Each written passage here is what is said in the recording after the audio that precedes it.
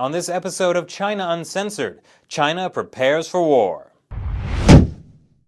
You know, there's so much beauty in the universe. The Earth is just a tiny blue dot floating around the edge of a galaxy that's just one of at least 100 billion other galaxies. So you'd think that when it comes to a string of uninhabited rock in the middle of the ocean, everyone could just chill out. But no, China insists that they own the Diaoyu Islands, and Japan is just adamant that the Senkaku Islands belong to them. And now China has issued a directive to the People's Liberation Army, the PLA, to start training for war. Hooray. So now China's 3 million man army is training for war. That's just great.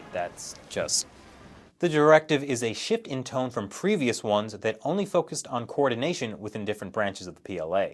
This one uses the phrase dajiang, which means fighting wars, and while it doesn't specifically mention Japan, this does. This is a commentary in the People's Liberation Army Daily that conjures up image of the Japanese invasion of World War II and implies that Japan is gathering up other East Asian countries to, quote, contain China. Now, some Chinese military officials are calling for a quick strike to assert China's claim on the islands. They call it kill a chicken to scare the monkeys. I actually call that inciting a war.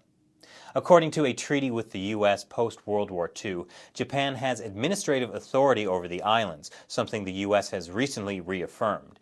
And for the past several decades, that was fine and dandy, until Chinese leaders decided to assert their claims to the islands, which, by the way, would give them sovereignty over huge untapped oil reserves nearby. I mean, after all, if China had a huge oil reserve right next door, they wouldn't have to keep sending their people into conflict-torn regions like the Sudan to get kidnapped all the time. Now, if you think there's no way World War III could be sparked by something as stupid as this, just think about all the stupid reasons so many other wars have gotten started.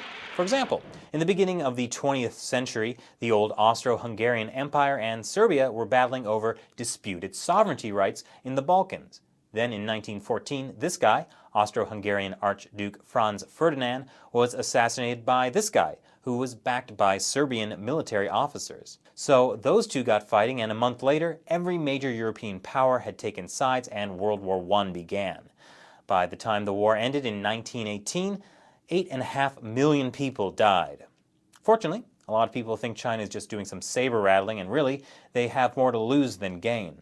If they were to attack Japan, all the ASEAN countries that China has been having territorial disputes with would probably unite, and China would be surrounded by hostile countries. Not to mention what the US and EU would probably do. Of course, China always has North Korea, and those guys are ready for action.